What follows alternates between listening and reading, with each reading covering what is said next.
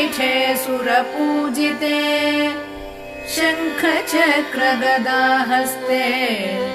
महालक्ष्मी नमोऽस्तुते। नमस्ते गरुडारूढे दोलासुरभयङ्करी सर्वपापहरे देवी महालक्ष्मी नमोऽस्तुते। सर्वज्ञे सर्ववरदे सर्वदुष्टभयङ्करी सर्वदुःखहरे देवी महालक्ष्मी